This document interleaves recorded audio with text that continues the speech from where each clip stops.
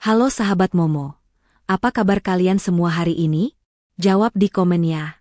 Semoga kalian selalu sehat dan dilancarkan rezekinya. Siap-siap ya, karena kisah kali ini benar-benar akan menguji kesabaran dan membuat emosi kalian meledak. Bayangkan, di depan semua orang penting, di depan tamu-tamu terhormat, kamu dihina habis-habisan oleh mertua dan ipar yang selama ini kamu biayai hidupnya. Mereka bilang kamu pengangguran. Mereka bilang kamu cuma pembantu. Tapi, mereka tidak tahu, 1 menit setelah kalimat hinaan itu keluar, kehormatan dan rezeki mereka akan hancur lebur. Kenapa? Karena ternyata orang yang mereka rendahkan adalah pemilik asli dari semua aset. Bahkan CEO dari perusahaan tempat suami bekerja. Kisah ini berjudul, Ipar dan Mertua Menghinaku Pengangguran di Depan Bos Barunya. Mereka tak tahu akulah CEO asli perusahaan itu. Ini adalah kisah tentang Kayla, wanita sabar yang akhirnya mengambil keputusan drastis setelah dihina oleh Ibu Rani, mertua, dan Vina, ipar. Siapakah sebenarnya Kayla? Apa rahasia terbesarnya? Dan bagaimana ia membalikan keadaan dalam hitungan detik? Tonton sampai akhir, karena plot twistnya dijamin bikin kamu teriak kegirangan. Tapi sebelum kita mulai, seperti biasa, jangan pelit-pelit ya. Dukung terus channel ini dengan cara like video ini, subscribe dan nyalakan lonceng notifikasi. Komen di bawah, ketik nama kamu, asal kota, dan hadir. Ayo, kita mulai petualangan emosi ini. Siapkan hati dan tisu.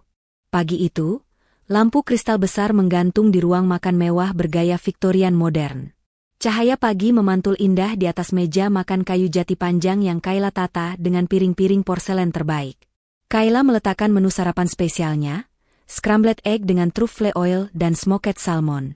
Suasana seharusnya hangat dan penuh cinta, tetapi udara dingin pagi itu terasa membeku, seolah membawa pertanda. Di kursi utama, Ibu Rani duduk tegak dengan setelan sutra mencolok dan perhiasan berlebihan, memasang wajah masam yang sudah menjadi rutinitas pagi. Di sebelahnya, Vina asyik menatap ponsel mahal di tangannya, sesekali tertawa kecil pada layar. Arka, suami Kayla, sibuk membalik halaman koran bisnis di tangannya, sama sekali tak melirik Kayla yang baru menarik kursinya sendiri.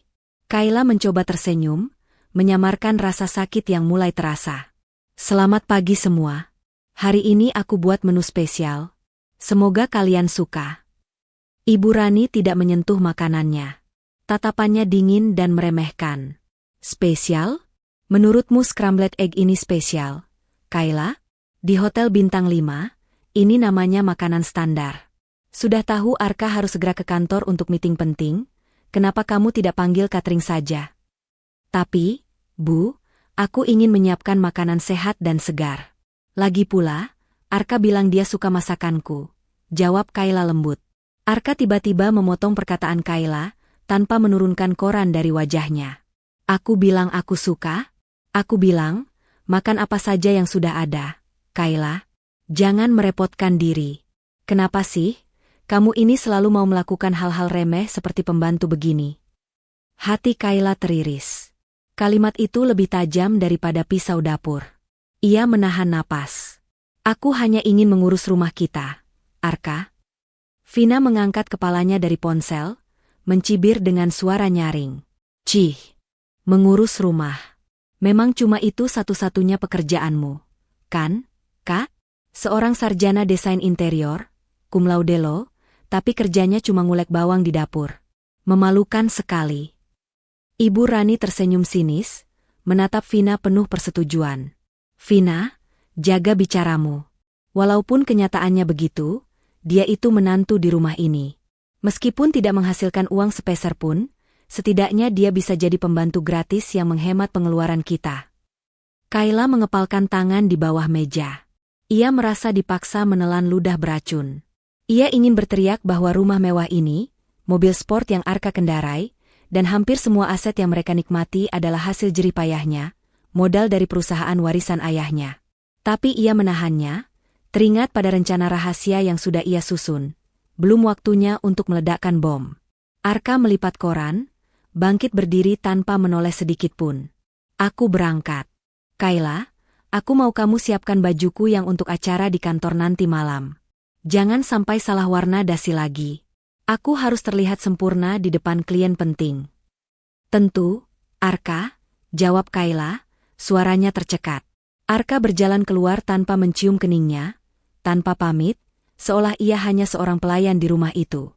Sepeninggal Arka, Ibu Rani berbisik pada Vina, namun cukup keras agar Kayla mendengarnya. Lihat, sudah tidak laku, tidak punya pekerjaan, hanya bisa diatur. Dasar wanita lemah.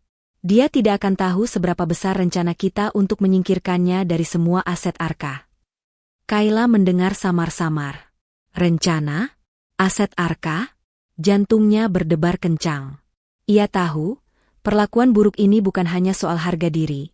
Ini sudah menyangkut sesuatu yang lebih besar dan jahat. Beberapa jam kemudian, di tengah hari yang semakin terik, Kayla sedang mengamankan beberapa berkas penting di ruang kerjanya di lantai 2. Ia merasa harus segera mengumpulkan dan mengamankan semua dokumen terkait aset pribadinya. Tiba-tiba, pintu kamar terayun terbuka lebar. Ibu Rani dan Vina masuk begitu saja, tanpa basa-basi mengetuk. Wah, lihat, Bu. Si misis pengangguran ini sedang berhayal jadi bos lagi di kamar kerjanya. Cibir Vina, bersandar di kusen pintu dengan angkuh. Mau pura-pura baca dokumen perusahaan, Kak? Kayla dengan cepat menutup laci yang baru saja ia buka. Vina, Ibu, kenapa kalian masuk tanpa mengetuk? Ini ruang kerjaku. Ibu Rani melangkah masuk, tatapannya menyapu setiap sudut ruangan, mencari-cari sesuatu. Mengetuk? Memangnya kita ini tamu? Kayla, ini rumah anakku. Dan semua yang ada di rumah ini, termasuk ruangan bobrok ini, secara hukum adalah milik Arka. Kayla berdiri tegak, melawan rasa takutnya. Tidak, Bu. Ruangan ini, rumah ini, aku yang membelinya dengan uangku sendiri. Vina tertawa terbahak-bahak, tawa yang tajam dan menusuk. Oh, ya ampun. Aku tidak menyangka kamu sepikun ini, Kak.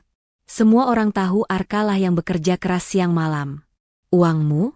Uang apa yang kamu punya? Uang sisa jajan mingguan? Sudah, Vina. Jangan buang waktu kita. Sela Ibu Rani, mendekati meja kerja Kayla. Kayla, aku datang untuk mengambil berkas sertifikat rumah.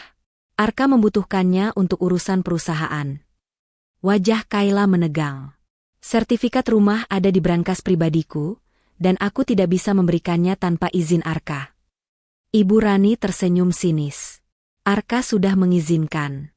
Justru dia yang menyuruhku. Dia bilang kamu ini ceroboh, sering lupa menyimpan barang, jadi biar aku saja yang mengurusnya.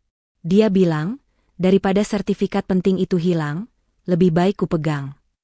Lidah Kayla terasa keluh. Benarkah Arka sudah berkhianat sejauh ini? Berbohong hanya untuk mengambil haknya? Maaf, Bu, ujar Kayla pelan, mencoba mempertahankan ketenangannya. Aku tidak bisa memberikannya. Biar aku yang urus bersama Arka nanti malam. Vina maju selangkah, suaranya penuh ancaman. Jangan sok jual mahal, ya? Kamu pikir kami butuh izinmu? Hah? Vina langsung mendorong bahu Kayla dan mencoba membuka paksa laci yang tadi ditutup Kayla. Kayla refleks menahan tangan Vina. Dalam pergumulan kecil itu, Ibu Rani melihat sebuah amplop tebal yang jatuh dari tumpukan buku di meja. Dengan cepat, Ibu Rani meraih amplop itu. Apa ini? Serunya, membaca nama perusahaan yang tercetak samar di amplop itu. PT Cakrawala Tekno. Ini berkas perusahaan Arka. Kenapa ada di tanganmu? Itu bukan urusan kalian. Itu milikku. Seru Kayla panik, mencoba merebutnya kembali. Vina menjerit histeris. Milikmu? Paling-paling kamu mencurinya dari meja Arka. Dasar pengangguran gila. Cuma mau menguasai harta suami. Ibu Rani membalik amplop itu dan membaca samar-samar beberapa tulisan penting. Wajahnya tiba-tiba berubah, dari marah menjadi curiga yang mendalam dan dingin. Aku akan simpan ini. Aku akan cek ke kantor Arka. Kalau sampai kamu macam-macam, aku tidak akan segan-segan menyeretmu ke polisi. Kayla, ingat itu.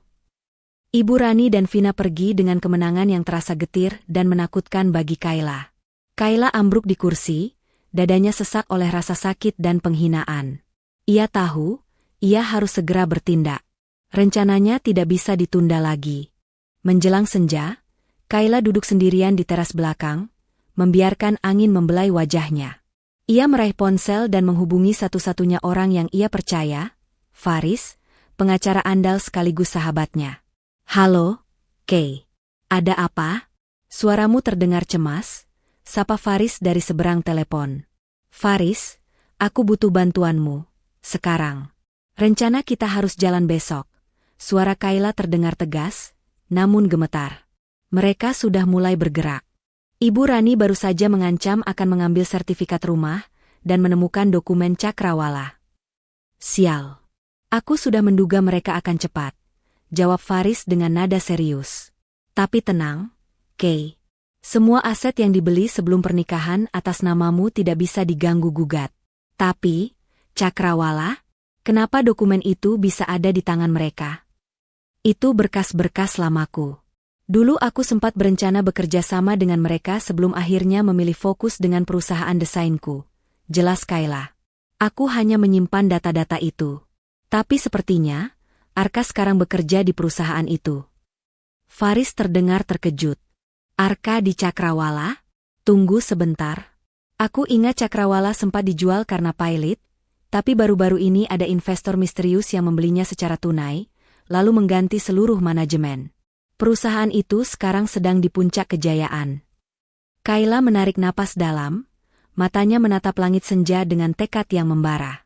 "Faris, aku butuh kamu. Mulai besok, aku akan mencairkan semua aset likuid dari perusahaan desainku. Aku akan lakukan apa yang kita bicarakan dulu, aku akan menjadi investor misterius itu." Faris terdiam sejenak. "Kay, kamu yakin? Itu dana yang sangat besar. Membeli mayoritas saham perusahaan yang menjadi tempat suamimu bekerja, itu langkah yang berisiko. Tapi, aku tidak punya pilihan," potong Kayla cepat. "Aku dihina setiap hari, Faris. Aku disebut pembantu, pengangguran, dan sekarang mereka mencoba merampas rumahku. Aku tidak akan membiarkan mereka, terutama Ibu Rani dan Vina, menginjak-injak harga diriku lagi.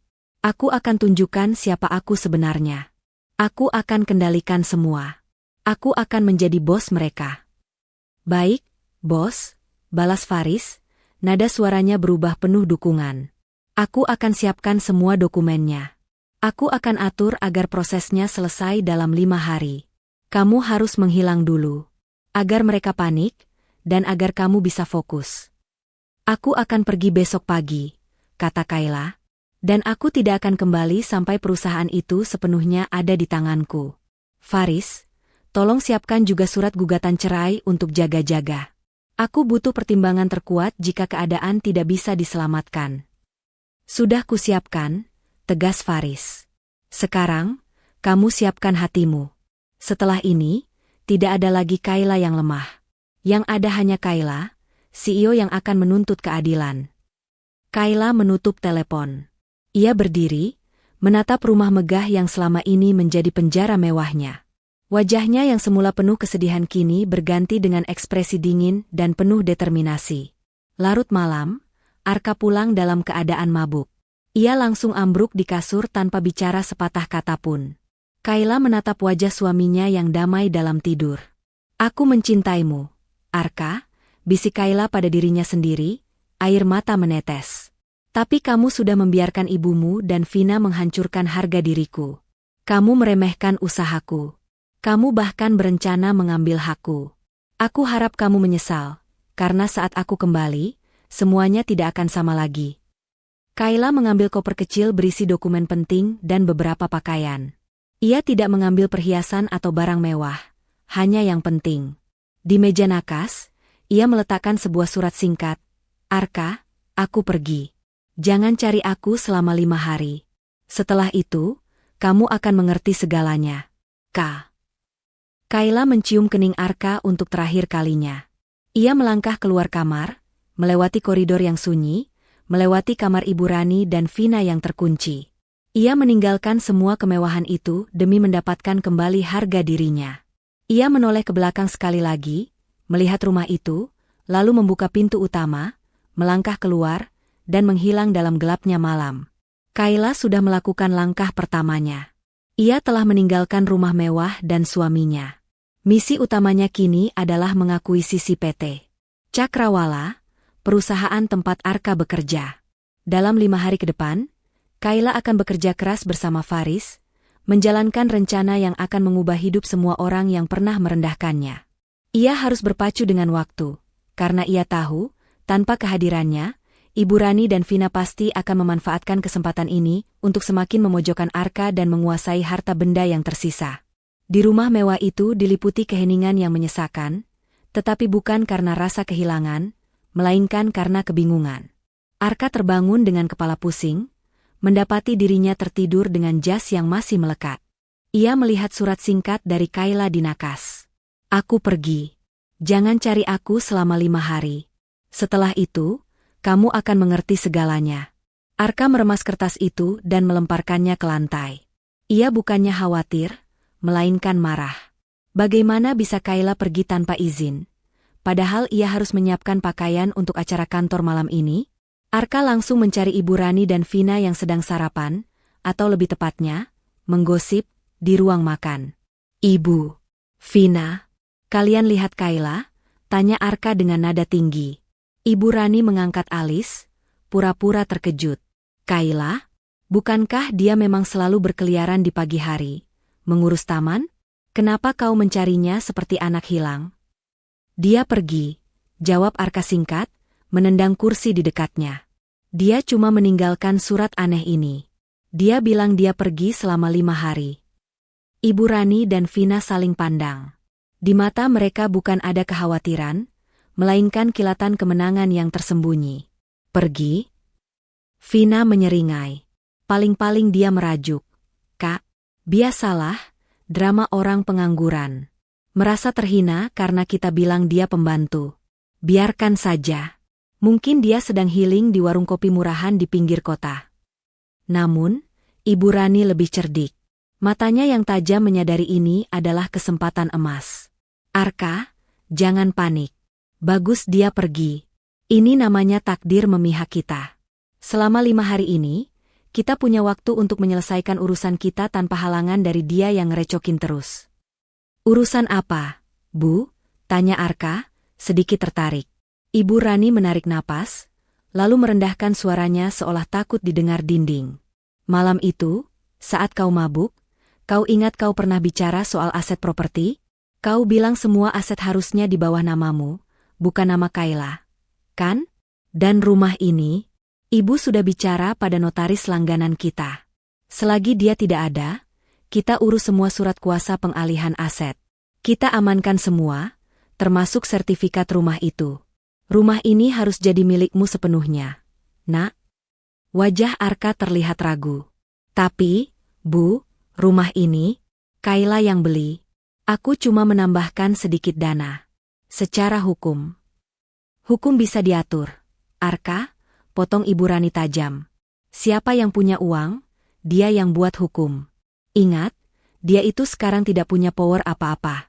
Kau punya jabatan, kau punya koneksi, dan kau punya aku. Lagi pula, aku menemukan ini. Ibu Rani mengeluarkan amplop berkas PT Cakrawala yang ia ambil dari kamar Kayla kemarin. Ini pasti berhubungan dengan klien rahasia yang kau urus. Cepat periksa. Jangan-jangan dia mencuri informasi perusahaanmu. Arka mengambil amplop itu, merasa sedikit panik. Di sisi lain, Vina sibuk memanggil beberapa tukang renovasi. Mumpung si Kayla tidak ada, kita ganti semua perabotan rumah ini. Aku benci sofa vintage yang dia beli. Kita ganti semua dengan warna pink dan emas. Pokoknya, kita ubah rumah ini sesuai selera kita. Biar dia tahu kalau pulang nanti, dia tidak punya hak apa-apa lagi di rumah ini, kecuali sebagai tamu yang melihat-lihat. Rencana jahat itu langsung disusun dengan rapi.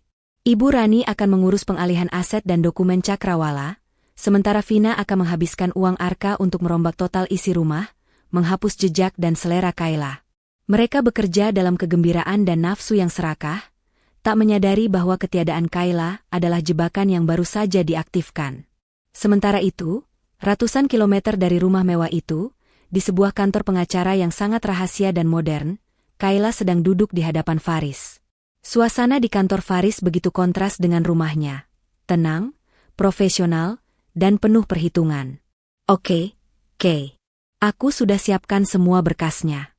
Semua dana dari penjualan aset desainmu sudah masuk ke rekening holding yang baru kita buat, kata Faris, menunjukkan tumpukan file di meja. Kita punya waktu 5 hari untuk mengakuisisi mayoritas saham PT Cakrawala secara tuntas. Ini adalah perusahaan besar, Kay. Kenapa harus perusahaan ini? Kau bilang Arka bekerja di sana, itu sudah pasti akan menimbulkan konflik. Kayla menatap Faris. Matanya kini memancarkan ketenangan yang dingin, sangat berbeda dari wanita yang menangis tadi malam. Justru karena Arka di sana, Faris. Kau tahu sendiri Ibu Rani dan Vina. Mereka akan menganggap uang dan jabatan Arka sebagai sumber kekuatan baru mereka untuk menginjakku.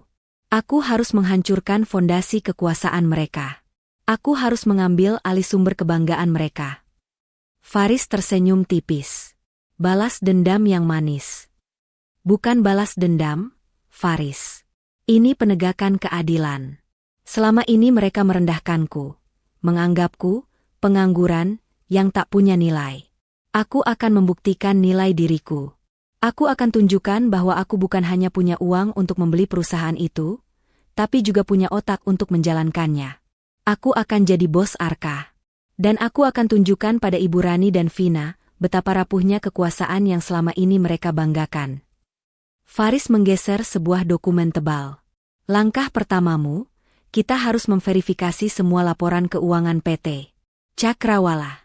Manajer regional mereka, Pak Dedi, adalah orang kepercayaanku.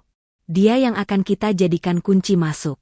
Dia orang yang sangat lurus dan muak dengan intrik kotor di dalam perusahaan yang selama ini dilakukan oleh pimpinan lama. Pak Dedi. Gumam Kayla. Jadi, dia orang yang Arka sebut, bos barunya, yang akan datang ke rumah nanti malam? Tepat, jawab Faris. Arka tidak tahu bahwa Pak Dedi hanyalah manajer yang ditugaskan oleh pemegang saham mayoritas baru, yaitu kamu, dalam waktu 5 hari ke depan, untuk mengurus transisi. Arka terlalu sombong untuk mencari tahu siapa pemilik aslinya. Kayla tersenyum sinis. Sombong dan dangkal.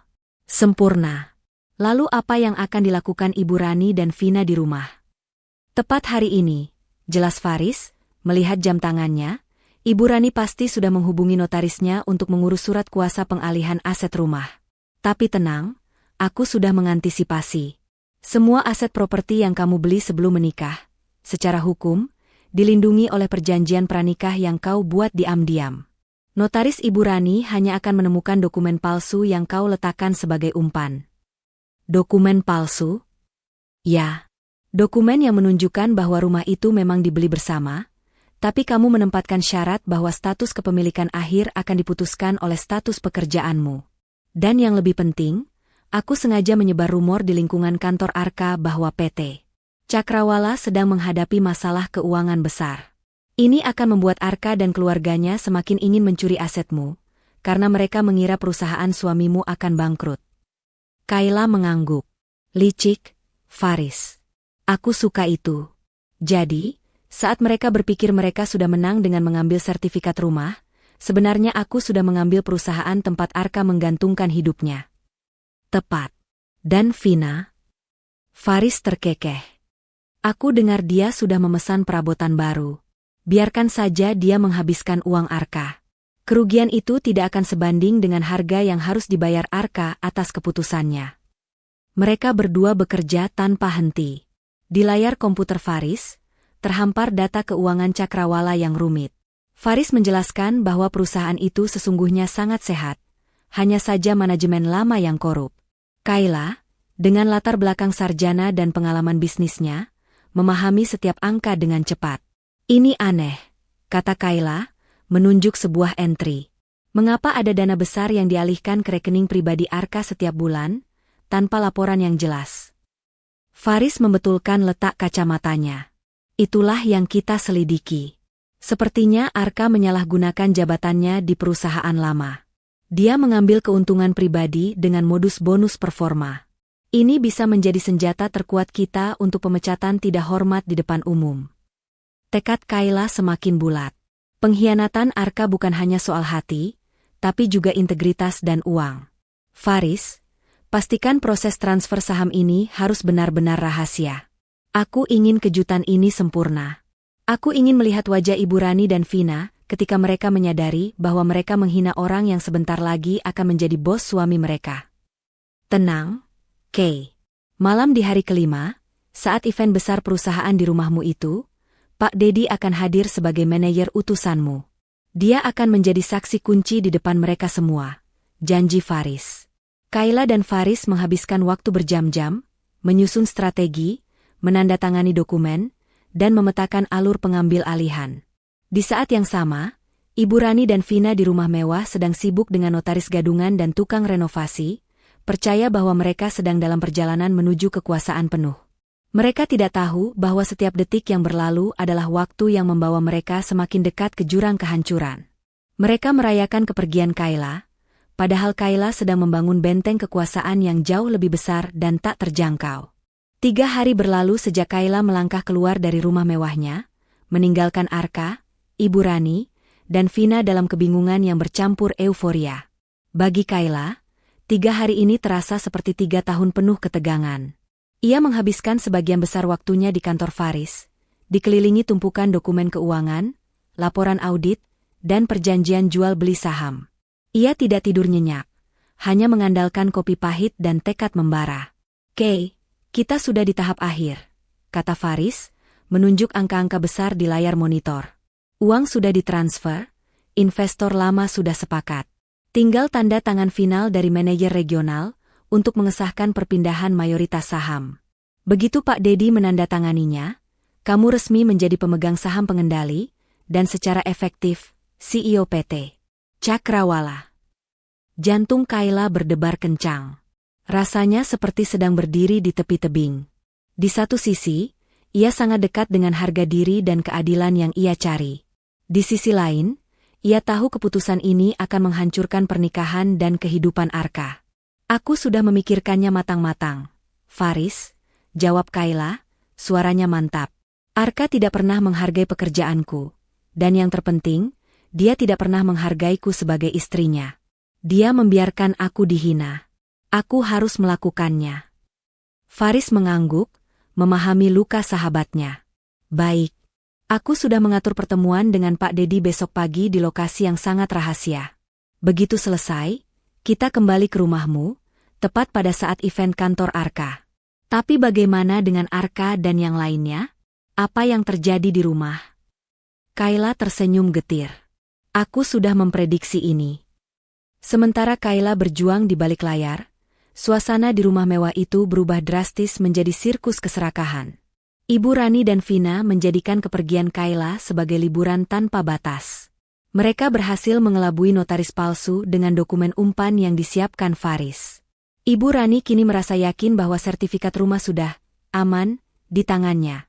Bahkan ia sudah mulai membual kepada teman-teman sosialitanya bahwa ia telah mengamankan masa depan putranya dari istri yang boros dan tidak becus. Kau lihat, Vina, kata Ibu Rani, bangga. Si pengangguran itu tidak tahu apa-apa. Baru pergi 5 hari, semua harta sudah ada di tangan kita. Rumah ini akan segera kurenovasi menjadi rumahku. Aku akan menjual semua barang antik norak milik Kayla itu. Dan Vina, seperti yang diprediksi Kayla, mengubah rumah itu menjadi arena pameran seleranya yang buruk dan mahal. Ia memaksa Arka untuk membayar desainer interior terkenal. Sofa vintage Italia milik Kayla dibuang ke garasi, diganti dengan set sofa velvet berwarna ungu terang. Lukisan-lukisan modern berganti figura emas raksasa. Hampir setiap sudut rumah diubah total dalam waktu 3 hari, menghabiskan uang ratusan juta dari rekening Arka.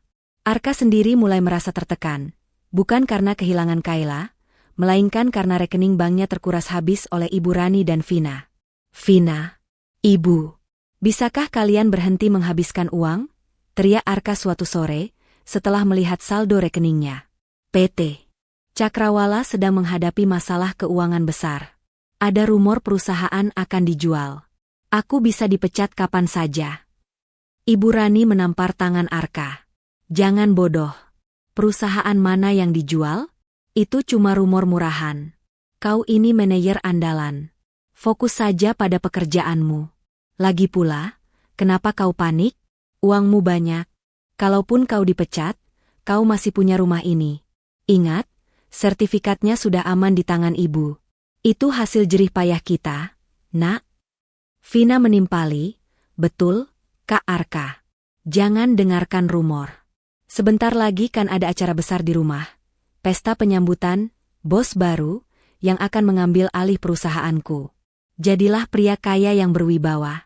Tunjukkan pada semua orang bahwa kamu adalah orang penting, bukan karyawan rendahan yang dipecat. Ketegangan Arka semakin menjadi-jadi. Ia memang mendengar kabar burung di kantor bahwa ada pergerakan besar di tingkat manajemen, dan bos baru yang dikabarkan kaya raya akan datang untuk mengambil alih kendali.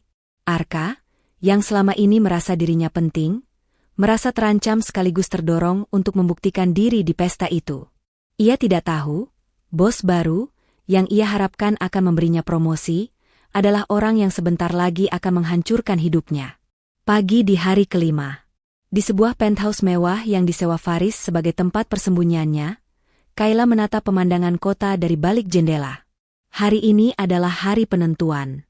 Hari ini ia akan tanda tangan dan secara resmi menjadi pemilik mayoritas saham PT Cakrawala. Hari ini juga adalah hari di mana ia harus kembali ke rumah dan menghadapi semua orang yang telah menyakitinya. "Kamu siap, Kay?" tanya Faris, sudah mengenakan setelan jas terbaiknya. Kayla membalikkan badan, sudah mengenakan gaun kerjanya yang paling elegan dan mahal, rambutnya tertata rapi. Tidak ada lagi wanita rapuh yang menangis. Yang ada hanyalah sosok pengusaha yang dingin dan penuh perhitungan. "Aku siap, Faris. Tapi aku ingin kamu melakukan satu hal lagi," pinta Kayla. "Apa itu?" "Aku ingin kamu segera memesan semua perabotan yang Vina pesan untuk rumah itu. Semua sofa ungu, lampu kristal, dan semua dekorasi yang dia pesan atas nama Arka. Aku ingin semua barang itu diantar ke rumah persis saat pesta berlangsung. Dan aku mau, semua barang itu dilengkapi dengan tagihan lunas atas namaku." Faris terdiam, lalu menyeringai lebar. "Licik sekali, Kay. Kamu ingin Vina dan Ibu Rani malu dua kali. Pertama, saat mereka tahu kamu bos Arka. Kedua, saat mereka tahu barang-barang yang mereka banggakan itu ternyata dibayar oleh pembantu yang mereka hina. Aku ingin mereka mengerti bahwa di rumah itu, tidak ada satupun yang benar-benar mereka miliki, termasuk hak untuk memilih warna sofa. Faris, hari ini adalah pembalasan yang manis. Aku ingin mereka merasa seolah-olah mereka tidak punya apa-apa lagi di dunia ini, bahkan harga diri." Tiba-tiba, ponsel Kayla berdering. Itu nomor Ibu Rani. "Ibu Rani," suara nyaring penuh amarah, "kau di mana? Dasar wanita gila. Sudah 5 hari kau pergi. Arka sebentar lagi ada event besar. Cepat pulang dan siapkan makanan. Jangan coba-coba lari dari tanggung jawabmu sebagai istri." Kayla menutup mata sejenak, menenangkan diri. Ia tahu ini adalah panggilan terakhir dari masa lalunya sebelum ia berubah menjadi sosok yang kejam. "Kayla," suara tenang, dingin, "Ibu Rani. Jangan khawatir. Aku akan pulang. Aku akan datang ke pesta kalian. Dan di pesta itu, ibu akan tahu siapa yang sebenarnya gila." Kayla mematikan telepon. "Ayo, Faris. Kita harus segera bertemu Pak Dedi. Pesta itu akan segera dimulai." Kayla melangkah keluar dari penthouse. Tekadnya sudah bulat. Tidak ada keraguan, tidak ada belas kasihan. Hari ini, Kayla akan kembali sebagai CEO yang akan menjatuhkan suaminya sendiri di depan semua orang, sekaligus mengambil kembali semua yang menjadi haknya. Beberapa jam kemudian, di sebuah kafe mewah di pusat kota, Kayla dan Faris duduk berhadapan dengan Pak Dedi, manajer regional, 40-an, wajahnya tampak lelah dan lega. "Nyonya Kayla," kata Pak Dedi dengan hormat, setelah membaca semua dokumen. "Saya sungguh berterima kasih. Saya sudah muak dengan korupsi dan permainan kotor yang dilakukan manajemen lama. Terutama Arka. Dia sering menyalahgunakan dana perusahaan untuk kepentingan pribadi." Pak Dedi menceritakan detail penyalahgunaan wewenang Arka yang ditemukan Faris di bab 2. Dana yang dialihkan ke rekening pribadi Arka setiap bulan terbukti adalah dana yang diselewengkan. Bukti ini adalah peluru emas yang akan digunakan Kayla. Semua bukti ada di tanganmu, Nyonya, kata Pak Dedi, seraya menandatangani dokumen terakhir. Mulai sekarang, Anda adalah pemegang saham mayoritas dan CEO PT Cakrawala. Kayla merasakan sensasi kemenangan yang bercampur rasa dingin. Ia telah mencapai titik ini. Pak Dedi, kata Kayla, mengumpulkan semua keberaniannya. Malam ini, saya ingin Anda datang ke pesta di rumah saya. Tepat pukul 8 malam. Dan saya ingin Anda mengikuti satu skenario dari saya. Saya ingin Arka memperkenalkan Anda sebagai bos barunya. Dan saya ingin Anda tahu bahwa saat Ibu Rani menghina saya, Anda harus melakukan satu hal yang akan membuat mereka semua diam. Apapun perintah Anda, Nyonya CEO, jawab Pak Dedi, hormat. Kayla memandangi tanda tangannya di dokumen saham. Hari kelima sudah tiba. Semua sudah siap. Sekarang, giliran mereka yang membayar harga. Rumah mewah itu sore itu tampak seperti panggung opera yang berlebihan. Dekorasi interior yang diubah drastis oleh Vina dalam waktu 5 hari menampilkan perpaduan warna ungu, emas, dan velvet yang mencolok, sangat jauh dari selera elegan Kayla. Arka tampak gelisah, mengenakan setelan jas termahalnya, mondar-mandir di ruang tamu. Sudah berapa kali kau lihat jam itu, Arka? Tegur Ibu Rani, yang kini mengenakan gaun malam yang menyilaukan. Tenang saja. Pesta penyambutan untuk bos baru, perusahaanmu ini pasti sukses besar. Kau harus terlihat percaya diri, nak. Sebentar lagi, dengan posisi barumu, kau akan bisa memegang kendali penuh di perusahaan. Arka tidak bisa tenang. Kepergian Kayla tanpa kabar selama 5 hari membuatnya merasa ada yang janggal, meskipun ia enggan mengakui rasa khawatir itu. Lebih dari itu, kabar burung tentang gonjang-ganjing di PT Cakrawala membuatnya merasa terancam. Ia hanya berharap kedatangan Pak Dedi, yang ia yakini adalah sosok investor atau bos baru yang akan mengangkatnya, bisa mengamankan posisinya. Aku hanya khawatir dengan Vina, Bu, bisik Arka, menatap adiknya yang sibuk memberi instruksi pada pelayan. Dia menghabiskan terlalu banyak uang untuk renovasi ini. Padahal perusahaan sedang tidak stabil. Dan ibu sendiri, soal sertifikat rumah itu. Ibu Rani menampar pelan pipi Arka. Jangan berpikir negatif. Sertifikat rumah itu sudah aman, di tangan ibu. Jangan kau ungkit-ungkit lagi soal wanita pengangguran itu. Dia pergi, itu artinya dia merelakan semuanya. Fokuslah, Arka. Malam ini adalah panggungmu. Tepat pukul 7 malam, para tamu undangan mulai berdatangan. Mereka adalah rekan-rekan kerja Arka, para manajer, dan beberapa klien penting yang Arka undang secara khusus untuk unjuk gigi. Semua mata tertuju pada kemegahan rumah itu. Vina, yang merasa dirinya adalah nyonya rumah, menyambut tamu dengan cengengesan. Ia menarik beberapa rekan kerja Arka ke tengah ruangan, di dekat sofa ungu barunya. Bagaimana?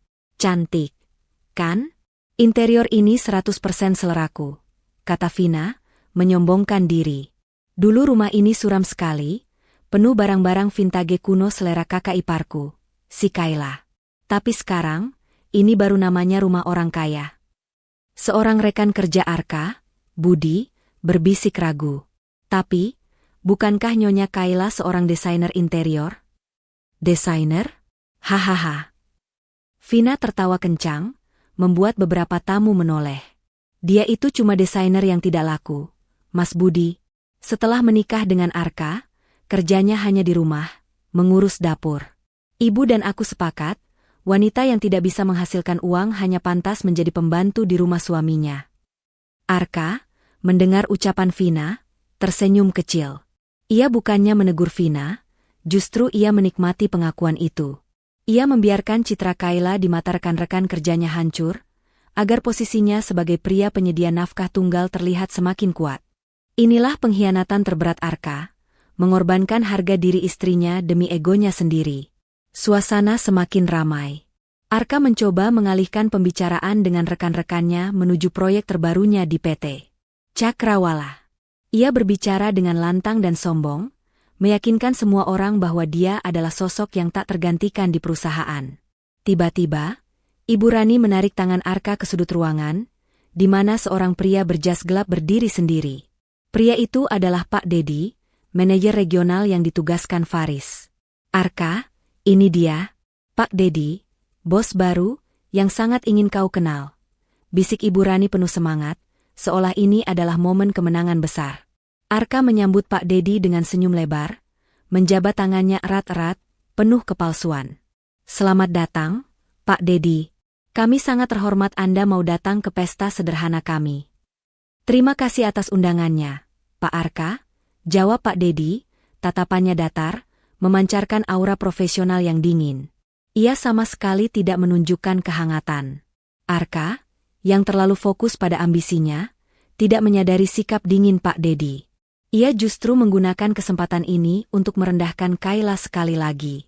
Ia ingin menunjukkan kepada bos barunya bahwa ia adalah pria yang berkuasa di rumahnya. Saat itulah, Kayla muncul. Kayla melangkah masuk ke ruang tamu. Ia mengenakan gaun simpel berwarna netral yang elegan, rambutnya disanggul rapi. Kehadirannya yang tenang justru menarik perhatian, kontras dengan dekorasi Vina yang berlebihan. Melihat Kayla, wajah Arka langsung berubah jengkel.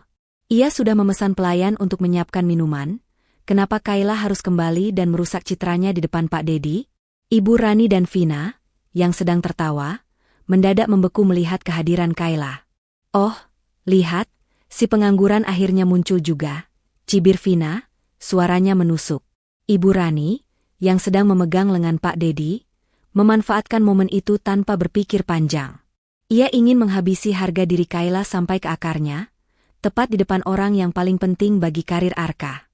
Ibu Rani tersenyum lebar pada Pak Dedi, lalu menunjuk Kayla dengan dagunya. Kenalkan, bos. Wanita ini adalah pembantuku. Dia tidak punya kerjaan, jadi biar dia yang menyiapkan minum. Jangan hiraukan dia, bos, ucap Ibu Rani, suaranya lantang dan penuh kemenangan, memastikan semua tamu mendengarnya. Para tamu terkejut, beberapa di antaranya menoleh ke arah Kayla dengan rasa kasihan dan keheranan. Wajah Kayla memucat, tetapi matanya tetap teguh. Ia telah menelan semua hinaan ini selama 5 hari. Ini adalah hinaan yang terakhir. Arka, meskipun sedikit malu, membiarkan hinaan itu terjadi.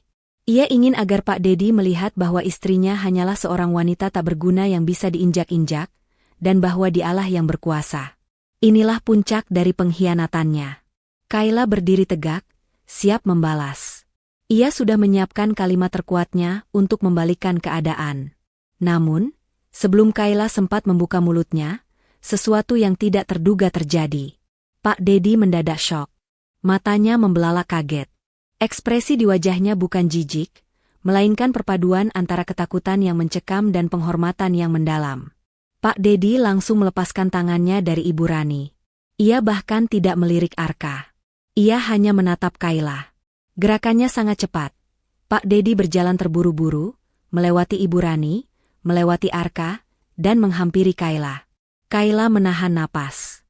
Ini adalah saat yang dinanti-nanti. Skenario yang sudah ia susun bersama Faris, kini dimainkan dengan sempurna oleh Pak Dedi.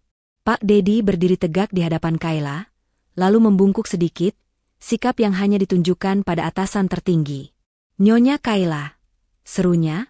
Suaranya terdengar panik dan lantang, membuat semua bisikan tamu di ruangan itu terhenti total.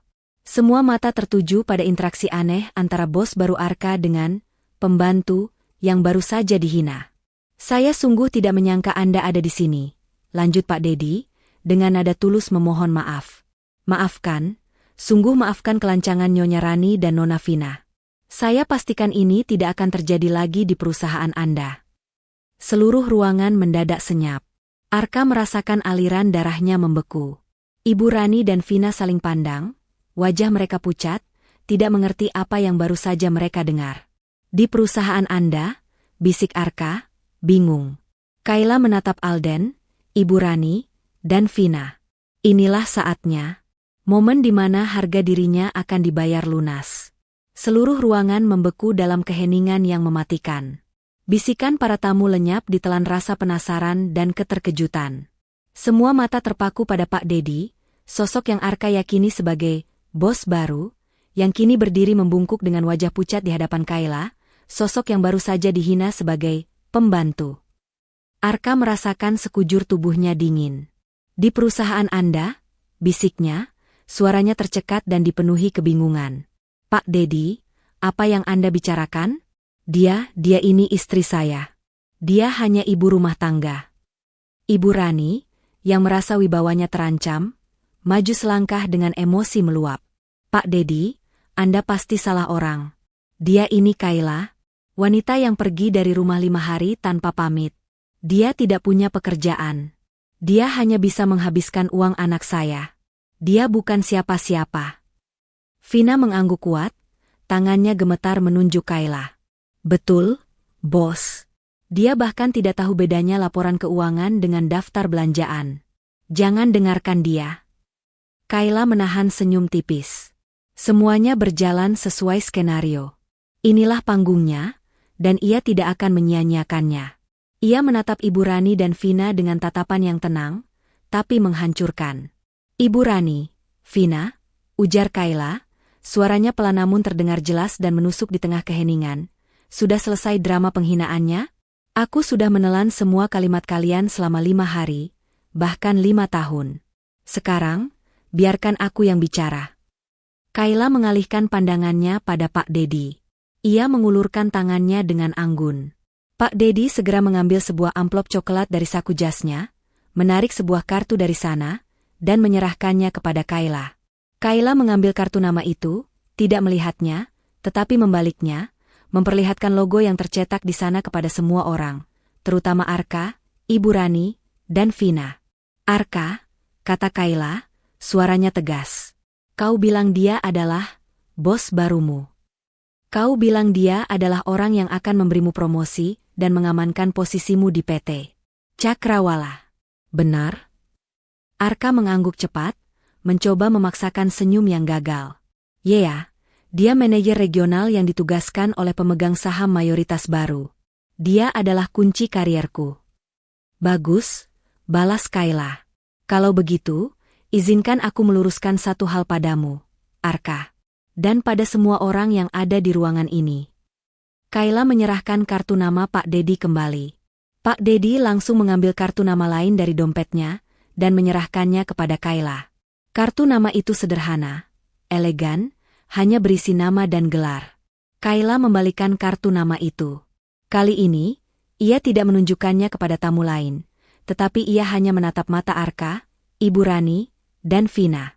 5 hari yang lalu, saat aku pergi dari rumah ini tanpa pamit, aku tidak sedang merajuk di warung kopi murahan. "Vina," kata Kayla, suaranya tajam seperti pecahan kaca. "Aku tidak sedang mencari pekerjaan sebagai pembantu, Ibu Rani. Aku sedang berada di kantor pengacaraku, Faris, menyelesaikan satu-satunya pekerjaan yang bisa mengakhiri drama konyol ini."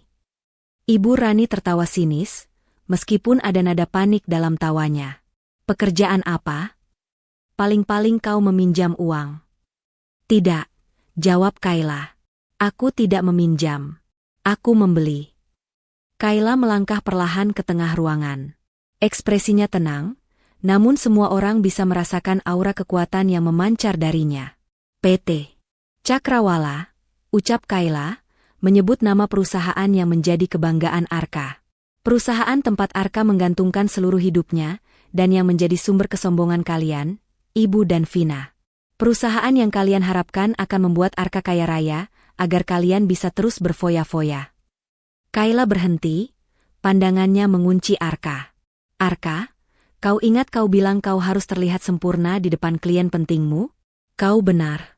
Aku juga harus terlihat sempurna, karena aku adalah klien terpentingmu." Kayla menunjuk Pak Dedi. "Pak Dedi bukan bos baru MU, Arka. Dia adalah manajer regional yang ditugaskan untuk mengurus transisi manajemen. Dia adalah bawahanku." Semua tamu mulai berbisik-bisik, bingung. Arka menggeleng cepat. "Tidak mungkin. Kau bohong. Kau pengangguran." "Apakah seorang pengangguran bisa melakukan ini?" tanya Kayla. Ia menoleh ke arah Pak Dedi. "Pak Dedi, tolong konfirmasi. Siapa pemilik mayoritas saham PT Cakrawala saat ini?" Pak Dedi melangkah maju. Ekspresinya tegas dan tanpa ragu. Pemilik saham mayoritas, pemegang kendali penuh, dan Chief Executive Officer, CEO, baru PT Cakrawala adalah Nyonya Kayla. Bam! Kata-kata itu menghantam ruangan seperti sambaran petir. Arka terhuyung ke belakang, wajahnya langsung pucat pasi. Ia meraih sandaran kursi untuk menopang tubuhnya. Ibu Rani dan Vina terkesiap, mulut mereka terbuka lebar dalam kebisuan yang memalukan. Mereka benar-benar syok.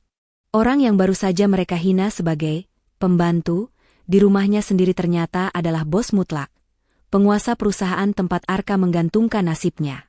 Aku membelinya, Arka, lanjut Kayla, menjelaskan dengan suara tanpa emosi, namun syarat makna. Aku menggunakan semua aset pribadi yang selama ini aku kumpulkan, aset yang kalian anggap tidak penting. Aku membelinya secara tunai 5 hari yang lalu.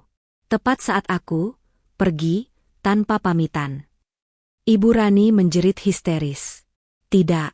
Ini tidak mungkin. Kau membohongi kami. Kau tidak punya uang sebanyak itu. Uang? Ibu lupa?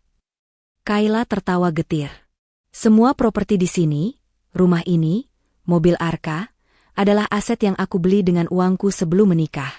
Selama ini, aku hanya membiarkan Arka dan kalian hidup dalam ilusi kemewahan milikku. Dan sekarang, aku hanya memindahkan uang itu ke investasi yang lebih cerdas, membeli perusahaan yang kalian banggakan. Vina mencoba berteriak, tapi suaranya hanya berupa cicitan. Kak Arka, katakan dia bohong. Arka tidak bisa berkata-kata. Ia hanya menatap Kayla, matanya dipenuhi ketakutan, penyesalan, dan rasa malu yang luar biasa. Ia menyadari semua kesombongannya selama ini hanyalah kebodohan belaka. Tiba-tiba, dari pintu depan, terdengar suara keributan. Beberapa petugas kargo masuk, membawa berbagai perabotan baru, sofa ungu, lampu emas, dan dekorasi mencolok yang dipesan Vina. Vina tersenyum sebentar, mengira ini adalah pengiriman yang ia tunggu-tunggu. Lihat, barangnya datang. Aku yang beli semua ini. Tahan. Seru Kayla, jangan berbohong, Vina. Semua barang itu memang datang. Tapi, aku yang membelinya. Kayla menoleh pada petugas pengiriman. Tolong berikan kwitansi lunasnya pada Nona Vina. Jelaskan siapa yang membayar. Petugas itu menyerahkan dokumen pembayaran. Vina merampasnya dan melihatnya. Di bagian, pembayar, tercetak jelas, Kayla, CEO PT Cakrawala. Vina menjerit frustrasi dan melempar kwitansi itu. Perabotan yang seharusnya menjadi kebanggaannya kini menjadi penghinaan terbesarnya. Dia menyadari, di rumah itu, bahkan hak untuk memilih warna sofa pun sudah bukan miliknya. Kayla menoleh ke arah Arka, suaranya mengandung ancaman dan kekuasaan. Arka, sebagai CEO dan pemilik mayoritas PT Cakrawala, ada beberapa hal yang harus aku sampaikan padamu. Dan ini adalah bab 6 dari kehidupanmu yang baru. Suasana pesta telah berubah total, dari kemeriahan palsu menjadi kesunyian yang mencekam. Bisikan para tamu kini penuh rasa tak percaya dan terkejut. Semua mata tertuju pada Kayla, yang kini tampak berdiri di atas panggung kekuasaan yang tak seorang pun duga. Kayla menatap Alden, Ibu Rani, dan Vina. Rasa sakit yang selama ini ia rasakan perlahan berubah menjadi kekuatan yang dingin. Ia tidak lagi melihat mereka sebagai keluarga, melainkan sebagai masalah bisnis yang harus diselesaikan. Arka, ujar Kayla, suaranya pelan tapi mengandung otoritas yang tajam. Sebagai CEO dan pemilik mayoritas PT Cakrawala, saya punya beberapa pengumuman yang harus disampaikan. Ini bukan lagi urusan rumah tangga, tapi urusan perusahaan. Arka, yang kini hanya mampu berdiri dengan bahu merosot, mencoba memohon. Kayla, sayang tolong, jangan begini. Kita bisa bicarakan ini baik-baik. Aku minta maaf. Aku tidak tahu. Anda tidak tahu, potong Kayla tajam. Anda tidak tahu bahwa wanita yang Anda sebut, pembantu, di depan umum adalah orang yang membayar gaji Anda? Cukup dengan kebodohan Anda, Arka. Kayla menoleh kepada Pak Dedi, yang berdiri siaga di sampingnya. Pak Dedi, tolong berikan kepada Pak Arka dokumen yang sudah kita siapkan. Pak Dedi mengeluarkan sebuah map merah dari tas kerjanya dan menyerahkannya kepada Arka. Tangan Arka gemetar saat menerima map itu. Apa ini, Kay? Tanya Arka, matanya dipenuhi ketakutan. Kayla tidak menjawab, ia hanya menatap mata suaminya. Dokumen itu berisi bukti penyalahgunaan wewenang dan penyelewengan dana perusahaan. Arka. Faris, pengacaraku, menemukan transfer dana rutin ke rekening pribadi Anda, tanpa laporan yang jelas, yang Anda catat sebagai bonus performa, fiktif. Itu termasuk dalam kategori kejahatan korporasi. Wajah Arka langsung pucat pasi. Ia menyadari jebakan yang dibuat Kayla dan Faris. Kayla melanjutkan, nadanya final. Dengan ini, malam ini juga, di depan para rekan kerja Anda, sebagai CEO dan pemilik sah PT Cakrawala, saya resmi menyatakan bahwa Anda, Arka, dipecat dari jabatan Anda, terhitung detik ini. Anda juga akan menghadapi tuntutan hukum atas penyelewengan dana perusahaan. Pak Dedi, mohon segera amankan semua akses digital Pak Arka. Pengumuman itu jauh lebih mematikan daripada bom. Arka terhuyung mundur. Rekan-rekan kerjanya, yang tadinya menaruh hormat, kini memandang Arka dengan campuran rasa kasihan dan jijik. Arka bukan hanya kehilangan jabatan, tetapi juga reputasinya hancur di depan semua orang yang ia kenal. Ibu Rani tidak bisa menahan diri lagi. Ia berteriak histeris, melompat ke depan Kayla. Tidak. Ini fitnah. Kau tidak bisa melakukan ini pada anakku. Dia itu suamimu. Kau akan kami tuntut balik. Kau mau kami hidup dari mana? Hah? Hidup dari mana? Itu pertanyaan yang seharusnya saya tanyakan kepada Ibu dan Vina selama 5 tahun terakhir. Balas Kayla dingin. Sekarang, mari kita bicarakan hal kedua. Rumah ini. Kayla memberi isyarat, dan Faris, yang ternyata sudah menunggu di dekat pintu masuk, melangkah masuk, memancarkan aura profesionalisme. Perkenalkan, Bapak dan Ibu sekalian, ujar Kayla. Ini adalah Faris, sahabat saya, dan juga pengacara yang akan mengurus kasus ini. Faris tersenyum sinis kepada Ibu Rani dan Vina. Selamat malam, Ibu Rani, Nona Vina. Saya sudah menyiapkan dokumen kedua. Ini adalah gugatan cerai dari Nyonya Kayla terhadap saudara Arka. Faris menyerahkan salinan gugatan cerai kepada Arka. Arka hanya bisa menerima dokumen itu tanpa daya. Seluruh kekuatannya sudah terkuras. Dan yang lebih penting, lanjut Faris, mengenai properti ini. Ibu Rani, Anda sudah mencoba mengurus surat kuasa pengalihan aset rumah ini, bukan? Anda merasa sudah memegang sertifikat rumah? Sayangnya, itu semua tidak berguna. Faris membuka file di tangannya. Semua aset, termasuk rumah ini, yang dibeli Nyonya Kayla sebelum menikah, dilindungi oleh perjanjian pranikah yang mengesahkan kepemilikan tunggal Nyonya Kayla. Sertifikat yang Anda ambil kemarin hanyalah salinan palsu. Semua aset dan rekening atas nama Arka yang berasal dari aset Nyonya Kayla akan ditarik kembali malam ini juga.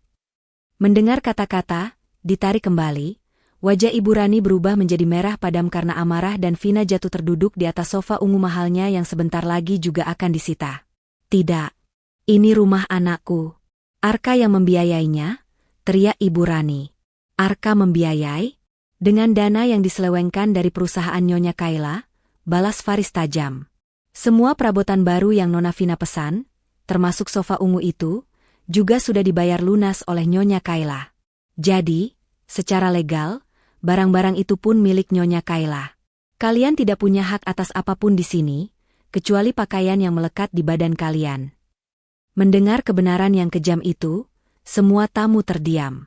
Mereka menyaksikan sendiri bagaimana ilusi kemewahan keluarga Arka hancur berkeping-keping. Kayla mengakhiri pengumuman itu dengan kalimat penutup yang menusuk.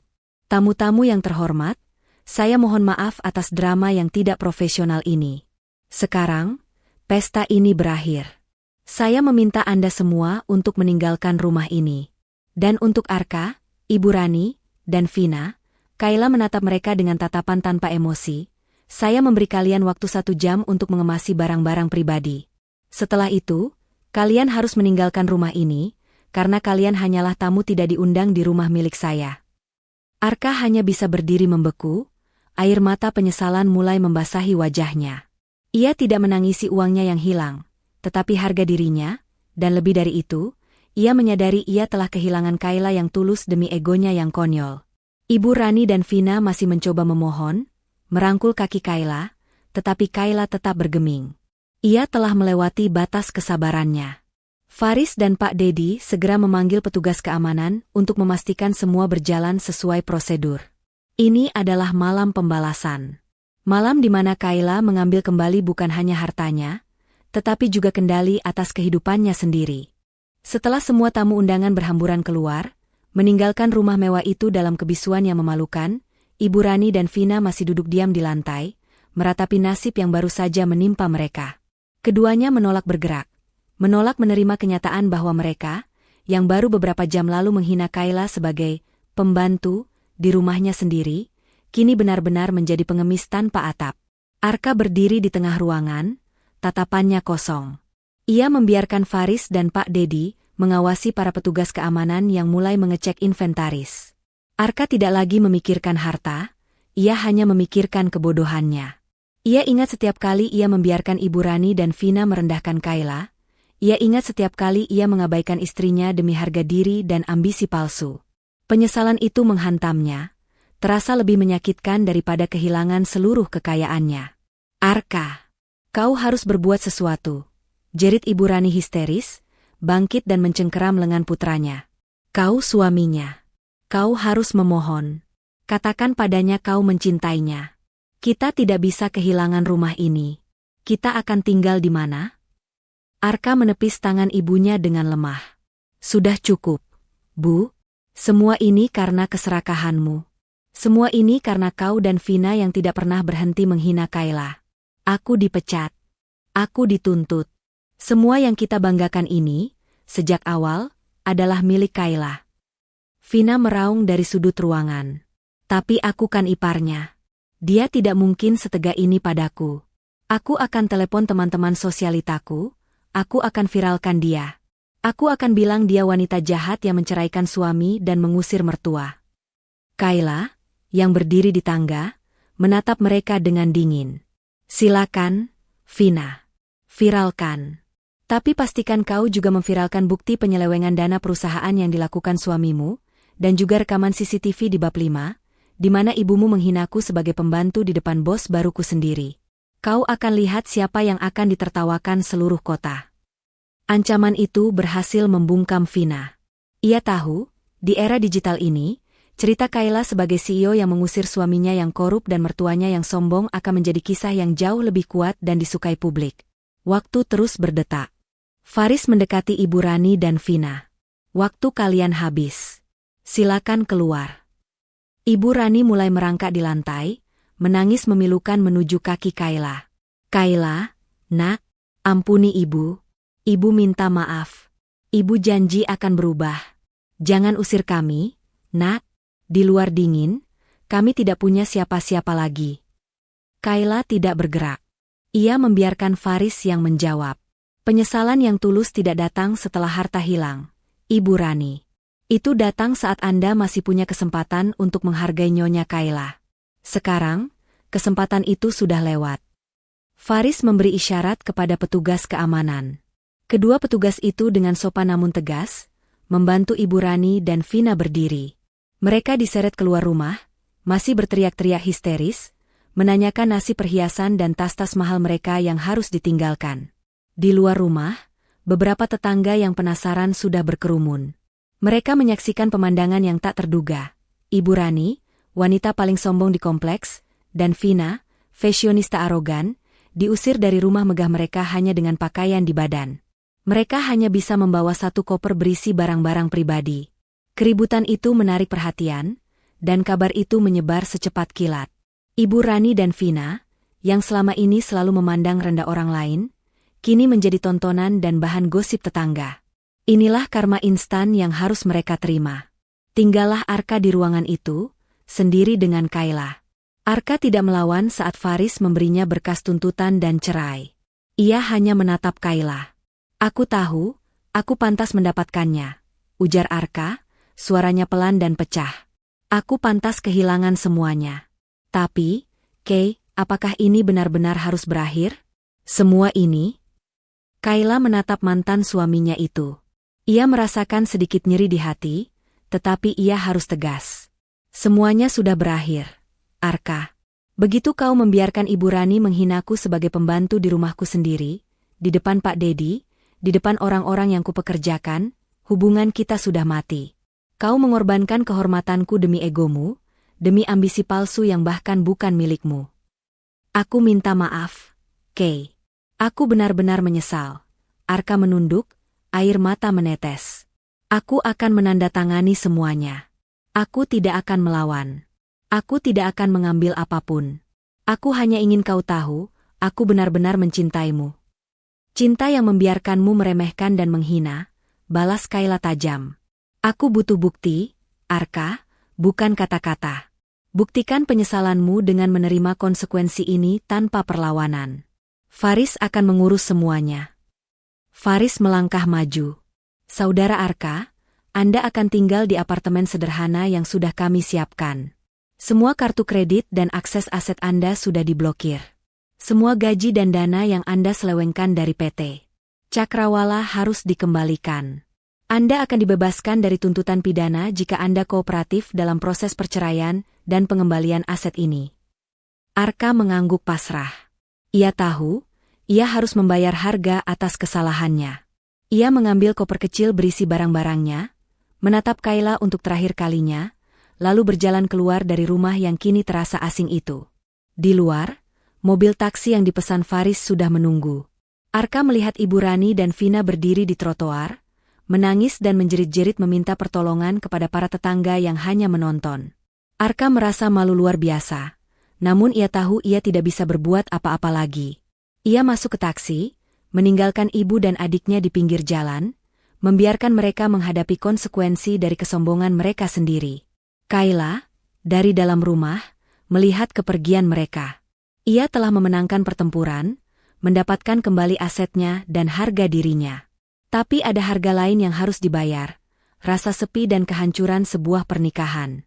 Kini, dengan rumah dan perusahaan sepenuhnya di tangannya, Kayla memasuki babak baru. Babak di mana ia harus fokus membangun kembali dirinya dan membuktikan bahwa keputusannya untuk menjadi CEO bukan hanya didorong oleh dendam, tetapi oleh ambisi sejati. Beberapa hari setelah malam pengusiran dramatis itu, berita tentang keruntuhan keluarga Arka dan pengambil alihan PT Cakrawala oleh istrinya, Kayla, menyebar seperti api. Tidak hanya di kalangan sosialita dan rekan kerja Arka, tetapi juga di media online dan portal berita bisnis. Faris memastikan bahwa narasi yang keluar adalah narasi yang benar dan berimbang. Seorang istri yang dihina sebagai pengangguran ternyata adalah investor cerdas yang menyelamatkan perusahaan dari manajemen yang korup, yang salah satunya adalah suaminya sendiri. Kayla duduk di kantor CEO barunya, yang kini terasa begitu asing namun memuaskan. Ruangan itu luas, dengan pemandangan kota yang membentang di bawahnya. Jauh lebih mewah daripada ruang kerja kecilnya di rumah. Ia menghabiskan hari-harinya untuk bersih-bersih internal, bekerja sama erat dengan Pak Dedi untuk membenahi sistem dan memecat para loyalis Arka yang terbukti terlibat dalam penyelewengan dana. Nyonya Kayla, selamat, kata Pak Dedi, senyum tulus terukir di wajahnya. Dalam 3 hari, Anda sudah membalikan kerugian perusahaan. Investor lama yang sempat panik kini berbondong-bondong ingin kembali bekerja sama. Dan lihat ini. Pak Dedi menyodorkan tablet kepada Kayla. Di layar itu terpampang berita utama dari berbagai media. CEO misterius selamatkan PT Cakrawala, ternyata istri yang dihina pengangguran. Dan yang lebih viral, sebuah klip pendek rekaman suara Ibu Rani yang menghina Kayla di pesta itu, disebarkan secara anonim, menjadi trending topik. Kayla membaca kolom komentar. Dukungan mengalir deras. Banyak wanita yang merasa terwakili oleh keberaniannya. Mereka memuji kecerdasan dan ketegasannya. Ini adalah pengakuan yang tidak pernah ia dapatkan selama menikah dengan Arka. Saya tidak ingin dikenal karena drama ini, Pak Dedi, kata Kayla, menyerahkan kembali tablet itu. Saya ingin perusahaan ini dikenal karena integritasnya, bukan karena kisah rumah tangga saya. Tentu, Nyonya, jawab Pak Dedi, tapi Anda harus memanfaatkan momentum ini. Publik sudah tahu Anda adalah pemilik rumah itu, dan mereka melihat bagaimana Anda diusir. Kisah Anda menjadi inspirasi. Itu adalah aset branding yang tak ternilai. Malam itu, Kayla menghubungi Faris. Faris tengah sibuk menanggapi serangan balik dari pengacara Ibu Rani yang mencoba menggagalkan gugatan cerai. Mereka mencoba mengajukan permohonan pembatalan gugatan cerai, Kay. Klaimnya, kau meninggalkan rumah tanpa izin, itu adalah perbuatan yang tidak sah secara agama dan moral, jelas Faris dari telepon.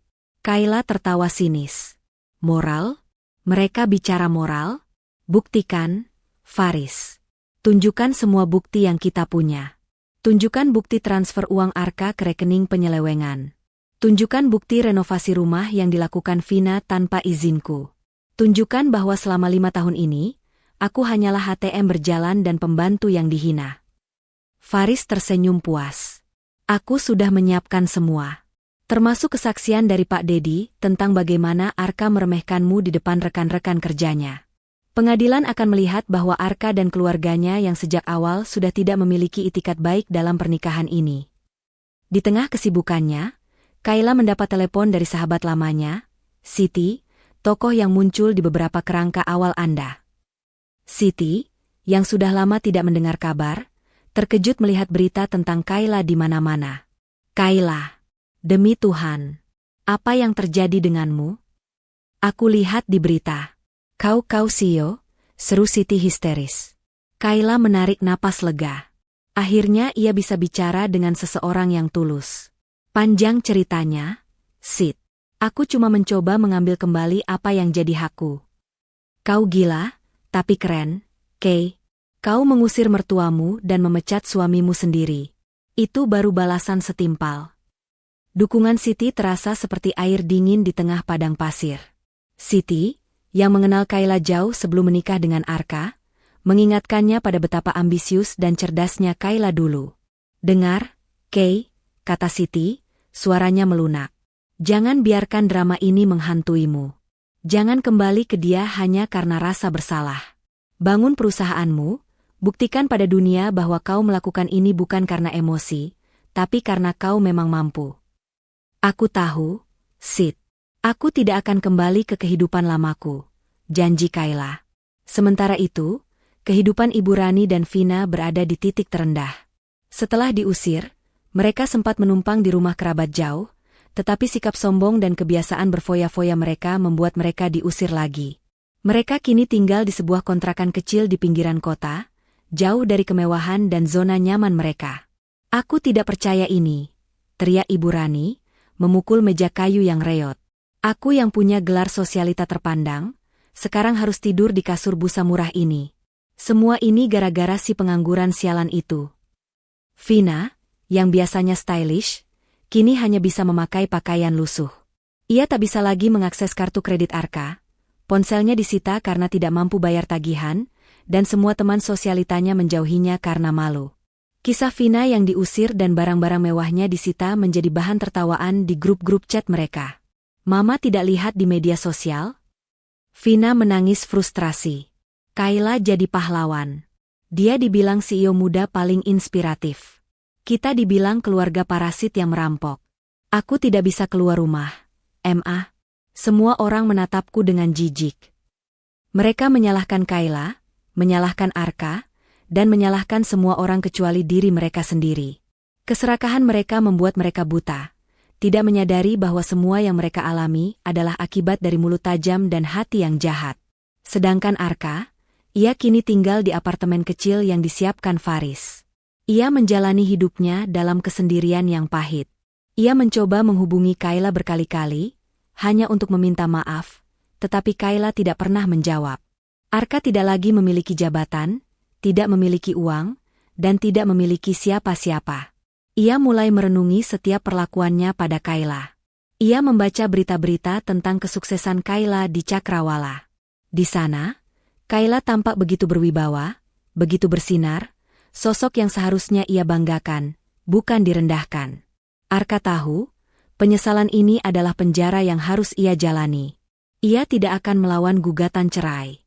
Ia hanya berharap suatu saat nanti, ia bisa mendapatkan kesempatan untuk memperbaiki kesalahannya, meskipun ia tahu itu hampir mustahil. Kayla, di kantornya, menatap foto pernikahan mereka yang ia simpan di laci mejanya. Ia telah menang, tetapi ia belum mencapai kedamaian sejati. Langkah selanjutnya adalah memastikan kemenangan hukumnya di pengadilan, dan melupakan masa lalu sepenuhnya. Ruang sidang pengadilan terasa dingin dan kaku, sangat kontras dengan hiruk-pikuk di luar, di mana media massa berkerumun, mengincar setiap detail dari persidangan cerai paling sensasional tahun itu. Di satu sisi, duduklah Kayla, didampingi oleh Faris, yang tampak tenang dan percaya diri, memancarkan aura seorang CEO yang tahu betul apa yang diinginkannya. Di sisi lain, Arka duduk sendirian, wajahnya terlihat kuyu dan lelah, bayangan dari pria sombong yang pernah ia tunjukkan di depan umum. Arka tidak membawa pengacara. Ia tahu, melawan Kayla adalah kesia-siaan. Semua bukti yang dikumpulkan Faris, mulai dari rekaman suara penghinaan Ibu Rani dan Vina, bukti penyelewengan dana perusahaan, hingga perjanjian pranikah yang melindungi aset Kayla, sudah terlalu kuat untuk dibantah. Saudara Arka, ujar Hakim Ketua, suaranya terdengar berat dan tegas. Apakah Anda mengakui semua tuntutan yang diajukan oleh pihak Nyonya Kayla, termasuk mengenai penyelewengan dana perusahaan dan hak kepemilikan aset? Arka mengangkat kepala, menatap Kayla yang duduk tak jauh darinya. Matanya dipenuhi penyesalan yang tulus, bukan lagi ketakutan akan kehilangan harta. Ia kini menyadari betapa berharganya wanita yang ia sia-siakan itu. Ya, Yang Mulia, jawab Arka pelan. Saya mengakui semua kesalahan dan tuntutan. Saya tidak akan melawan. Saya bersedia mengembalikan seluruh kerugian yang saya timbulkan pada perusahaan Nyonya Kayla, dan saya memohon maaf yang sebesar-besarnya atas semua perlakuan saya dan keluarga saya terhadapnya. Kayla hanya diam, tetapi hatinya sedikit melunak mendengar pengakuan jujur itu. Namun, ia tahu, maaf tidak bisa mengembalikan harga diri yang sudah diinjak-injak selama bertahun-tahun. Setelah melalui pembacaan bukti-bukti yang tidak terbantahkan, Hakim Ketua akhirnya membacakan keputusan. Majelis Hakim memutuskan, mengabulkan gugatan cerai dari Nyonya Kayla sepenuhnya. Hubungan perkawinan antara Nyonya Kayla dan saudara Arka dinyatakan putus, karena alasan pengkhianatan dan perlakuan buruk yang tidak dapat ditolerir. Kedua, Majelis Hakim menetapkan bahwa seluruh aset properti, termasuk rumah dan aset perusahaan PT Cakrawala, adalah sepenuhnya hak milik Nyonya Kayla. Ketiga, saudara Arka diwajibkan mengembalikan seluruh dana yang diselewengkan dari PT Cakrawala. Dengan demikian, keputusan ini bersifat final dan mengikat. Palu gas. Ketukan palu Hakim Ketua mengakhiri segalanya. Hubungan pernikahan Kayla dan Arka telah resmi berakhir. Kayla menarik napas panjang, beban berat yang selama ini menimpanya kini terangkat. Di luar ruang sidang, Ibu Rani dan Vina mencoba menerobos kerumunan wartawan. Wajah mereka terlihat lusuh, jauh dari citra sosialita glamor yang mereka miliki dulu. Mereka datang bukan untuk mendukung Arka, melainkan untuk mencoba memohon kepada Kayla sekali lagi. Kayla, tolong. Kami mau bicara, jerit Ibu Rani, mencoba meraih tangan Kayla. Faris dan beberapa petugas keamanan segera menghalangi mereka. Kalian tidak punya urusan lagi dengan Nyonya Kayla. Keputusan sudah final. Kayla, tolong aku. Aku akan bekerja untukmu. Aku akan jadi pembantumu sungguhan. Asalkan jangan biarkan aku hidup di kontrakan reot itu. Rengek Vina, air matanya bercampur debu jalanan. Kayla menatap mereka tanpa emosi. Vina, Ibu Rani. Kalian sudah memilih jalan kalian sendiri. Saya bukan lagi ATM kalian, dan saya bukan lagi sasaran hinaan kalian. Belajarlah bertanggung jawab atas hidup kalian sendiri. Kayla membalikkan badan dan berjalan keluar, melewati Ibu Rani dan Vina yang hanya bisa menangis histeris di keramaian. Di saat yang sama, ia melihat Arka berdiri jauh di belakang kerumunan. Arka tidak mendekat. Ia hanya menatap Kayla dengan tatapan hormat dan kesedihan yang mendalam. Arka menerima nasibnya. Minggu-minggu berikutnya, Kayla sepenuhnya mencurahkan dirinya pada PT Cakrawala. Ia membuktikan kepada semua orang, termasuk dirinya sendiri, bahwa ia membeli perusahaan itu bukan hanya karena dendam, tetapi karena ia memang visioner dan mampu memimpin. Di bawah kepemimpinan Kayla sebagai CEO, PT Cakrawala mengalami lonjakan pertumbuhan yang signifikan. Ia membenahi tata kelola perusahaan, mengembalikan integritas, dan meluncurkan proyek-proyek baru yang jauh lebih ambisius. Pak Dedi menjadi tangan kanannya yang sangat loyal, dan Faris menjadi penasihat hukum utamanya. Kayla tidak hanya sukses dalam bisnis, tetapi juga dalam kehidupan pribadinya. Ia kembali ke dunia desain interior, tetapi kali ini, ia mendesain kantor-kantor dan penthouse mewah. Ia membeli sebuah kantor baru yang lebih modern dan jauh dari kenangan masa lalu. Siti, sahabat Kayla dari kerangka cerita sebelumnya, sering mengunjunginya, memberikan dukungan emosional dan mengingatkannya untuk tidak melupakan kebahagiaan sejati. Siti membantu Kayla menyadari bahwa kebahagiaan tidak terletak pada pernikahan, tetapi pada kebebasan dan harga diri yang sudah ia raih kembali. Kayla memutuskan untuk menjual semua perabotan mewah yang dipesan Vina dan merenovasi ulang rumahnya kembali ke gaya awalnya yang elegan. Ia menghapus setiap jejak Burani dan Vina dari rumah itu, menjadikannya kembali sebagai rumah impiannya yang tenang. Suatu malam, saat Kayla sedang santai di rumahnya, ia membaca berita di sebuah portal online sederhana. Berita itu menceritakan nasib Ibu Rani dan Vina yang kini harus berjualan makanan kaki lima. Mereka hidup susah, terus bertengkar, dan tidak pernah lepas dari penyesalan. Mereka kehilangan semua teman dan koneksi, dan harus bekerja keras untuk makan sehari-hari. Kayla menutup laptopnya. Ia tidak lagi merasa puas dengan penderitaan mereka, tetapi ia merasa lega. Ia telah memenangkan pertempuran, dan karma telah melakukan tugasnya. Kayla kini berdiri di ambang awal yang baru. Ia adalah CEO yang sukses, wanita yang dihormati, dan yang terpenting, ia adalah wanita yang bebas dan memiliki kendali penuh atas hidupnya sendiri. Masa lalunya telah berakhir di ruang sidang. Masa depannya terbentang luas, penuh potensi dan kebahagiaan yang sesungguhnya. 6 bulan telah berlalu. Hidup Kayla kini sepenuhnya berada dalam kendalinya. PT Cakrawala berkembang pesat di bawah kepemimpinan barunya. Rumah impiannya, yang sempat dinodai oleh sentuhan Ibu Rani dan Vina, kini kembali memancarkan kehangatan dan ketenangan yang sesungguhnya. Kayla telah merenovasi ulang semua sudut, menghapus setiap jejak pahit masa lalu. Kesuksesan Kayla tidak tersembunyi. Ia diundang ke berbagai seminar bisnis, wajahnya menghiasi sampul majalah pengusaha, dan ia telah menjadi simbol kekuatan bagi banyak wanita. Ia mendapatkan kembali harga diri dan kebahagiaan seutuhnya, bukan dari cinta seorang pria, melainkan dari keberaniannya sendiri. Di sisi lain, kehidupan Ibu Rani dan Vina benar-benar terpuruk. Setelah pengadilan, mereka harus hidup dari pekerjaan serabutan. Ibu Rani, yang selalu terbiasa dengan kemewahan, tidak tahan harus mencuci pakaian dan membersihkan rumah orang lain. Vina, yang dulu sombong dan gemar belanja, kini harus bekerja sebagai pelayan toko dengan gaji minimum, terus-menerus dihantui rasa malu dan cemoohan dari rekan-rekan lamanya. Mereka tinggal di kontrakan sempit, terus bertengkar dan menyalahkan satu sama lain atas kemalangan yang menimpa mereka. Mereka akhirnya mengerti bahwa Kayla, wanita yang mereka sebut miskin dan pengangguran, adalah pemilik asli dari segalanya, dan merekalah yang pantas ditertawakan. Penyesalan mereka sudah terlambat, dan karma bekerja dengan sangat adil. Suatu sore yang tenang, saat Kayla sedang menikmati secangkir teh di teras belakang rumahnya, tempat yang menjadi saksi bisu keputusan besarnya, ia melihat sebuah mobil taksi berhenti di depan gerbang. Dari taksi itu, keluarlah Arka. Arka tampak jauh berbeda.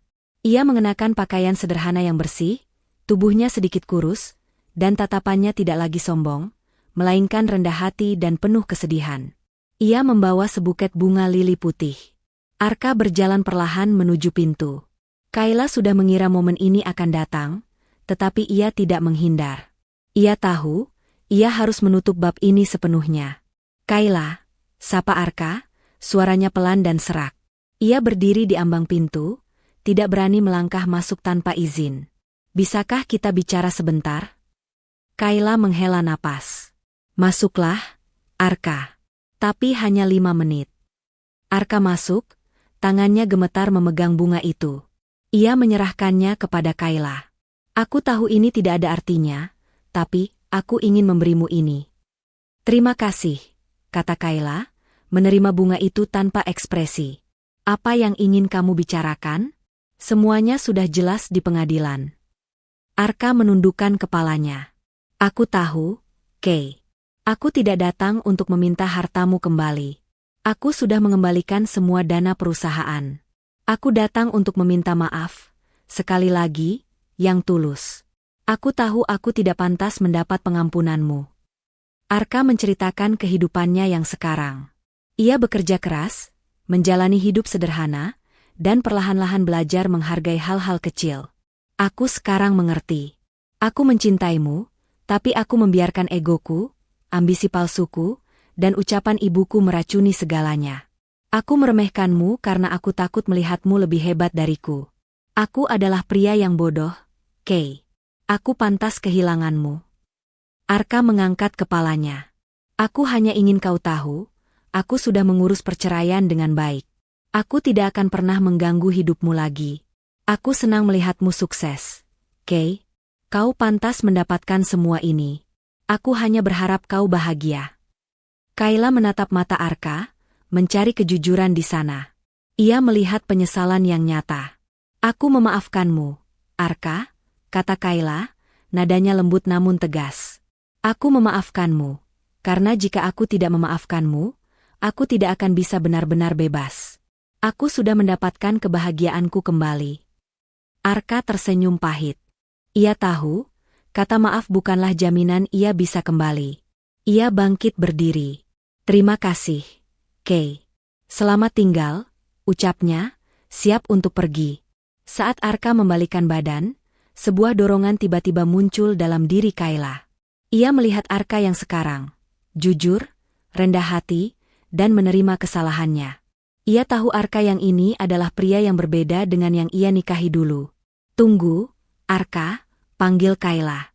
Arka berbalik, menatap Kayla penuh harap. Kayla berjalan mendekat. Aku sudah melewati banyak hal. Aku sudah membuktikan diriku. Aku sudah menghukum kalian semua. Aku tidak ingin menghukum diriku sendiri dengan menutup semua pintu. Kayla memandang Arka dengan serius. Aku memberimu kesempatan kedua, Arka. Bukan sebagai suamiku yang dulu, tapi sebagai seseorang yang harus membuktikan dirinya dari awal. Kita akan membangun kembali hubungan ini dengan aturan baru. Arka terkejut. Kesempatan kedua? Ya, tegas Kayla. Jika kamu ingin kembali dalam hidupku, kamu harus menerima ini. Aku adalah CEO yang memegang kendali atas keuangan dan keputusan besar rumah tangga kita. Komunikasi harus terbuka, tidak ada lagi rahasia. Dan yang terpenting, kamu harus menjadi pelindungku, bukan orang yang membiarkanku dihina. Jika Ibu Rani dan Vina kembali mencoba mengganggu, kamu harus berdiri di sisiku dan melindungiku. Arka meneteskan air mata. Ini adalah kesempatan yang tidak ia duga. Aku terima, Kay.